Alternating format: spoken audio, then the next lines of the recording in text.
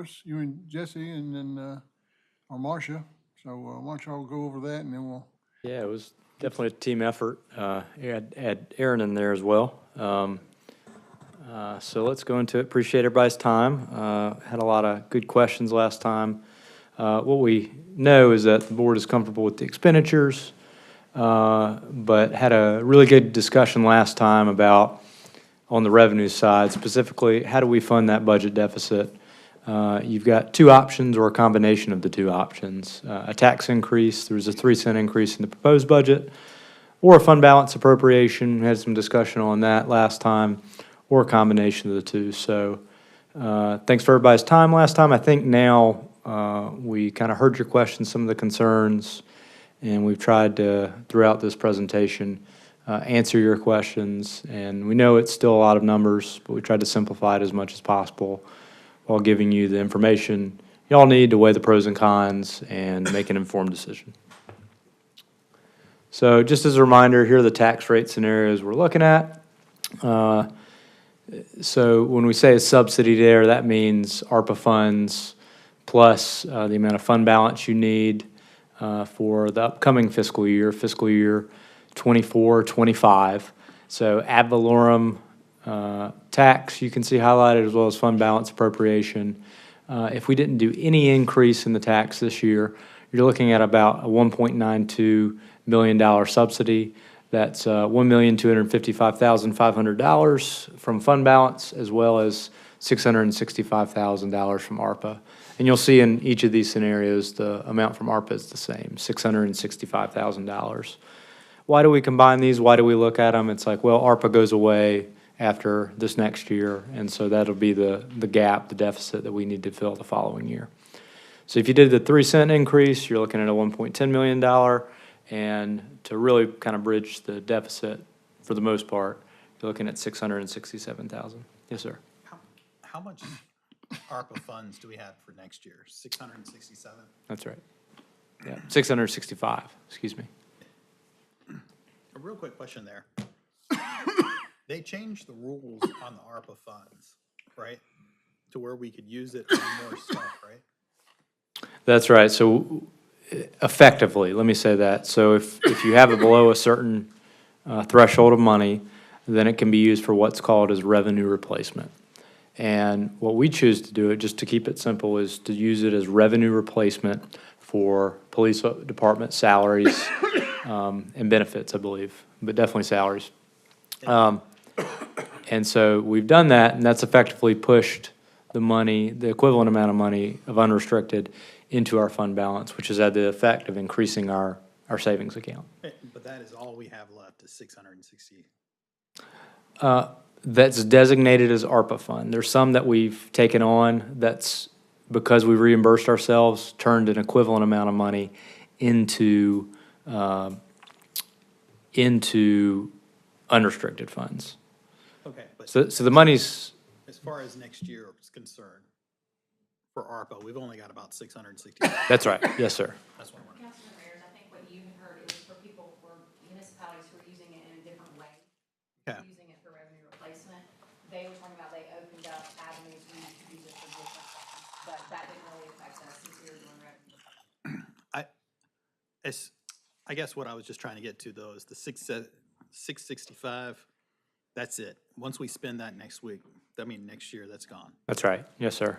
All right. I didn't know if there was still more available. No, sir. That's it, which is why we consider that those are the gaps the following year that kind of carry over to the next year that we'll have to fill. So one of the things that we talked about last time and the board wanted to see is, all right, if we project out the revenues, what does that look like? So we did 2 different scenarios, and we can look at really any scenario y'all want to in between. So the first scenario is considering not doing any tax increase, basically ever, just keeping it revenue neutral and moving on. So the important, right there, the net, that's the one big number I want y'all to concentrate on.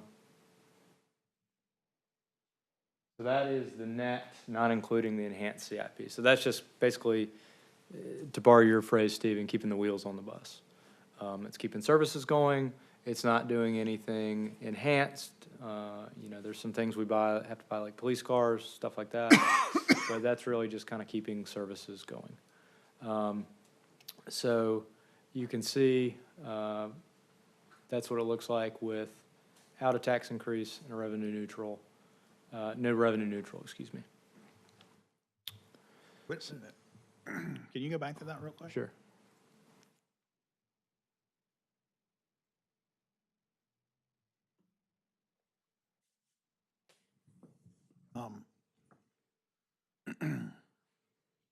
Okay. So you can see here, you know, the last year, we have ARPA is next fiscal year. And then, so that drops off. We have a bigger deficit because of that.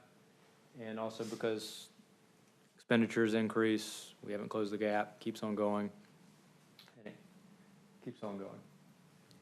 I don't mean to Yeah. needle in the haystack here, but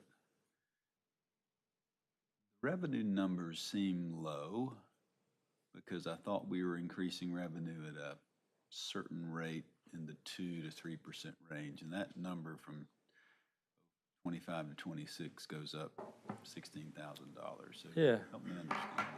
I can address that. Thank you, Brad.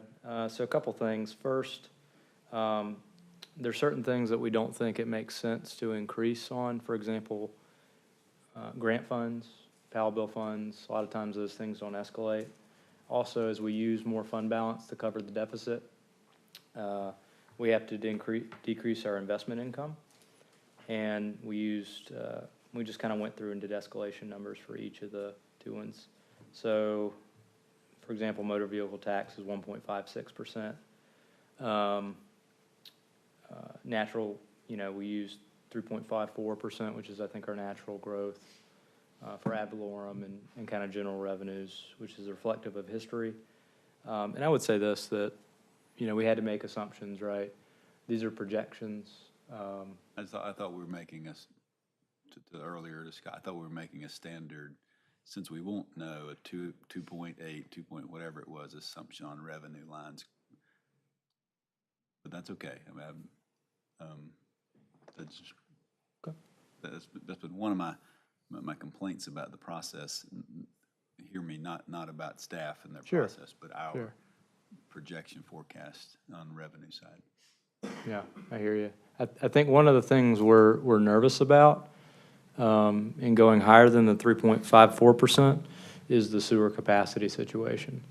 So that makes us, you know, I think be even more conservative in our revenue estimates moving forward. And I'll say these are projections, right? Projections are educated guesses. These numbers can and will change. I think the big takeaway is, what do the trends look like, right? What are the big picture trends we're seeing? And the trend we're seeing here is that, you know, the deficit gets bigger. But again, this is kind of the do nothing, you know, scenario. You use fund balance just to only. When you add that enhanced CIP, it gets bigger real quick. So one of the things that came up that we wanted to talk with y'all about is, there were a lot of questions, what is the right kind of fund balance? And what that tells me is we need to kind of look and work on a policy for exactly that, right? What are the reserve numbers we want to have? Our percentage that we have by policy is so low, right? The LGC has this data, and we use the category that most similarly matched us. And what that is local governments, specifically towns that are between 10,000 people and just under 50,000 without electrical systems. It doesn't matter whether they have water or sewer systems or not, because this is the general fund. That would be separate. So this is the trend. You can see what, you know, this middle trend right here is. It goes from 66 and 22 to 93, and then up to 110 and 24. It's really good, especially compared to 69% is the pretty rapidly. It goes from, and again, these numbers are estimates, so don't worry about the exact numbers, worry about trends here. 110% in 24, to 80% in 25, to 59% in 26,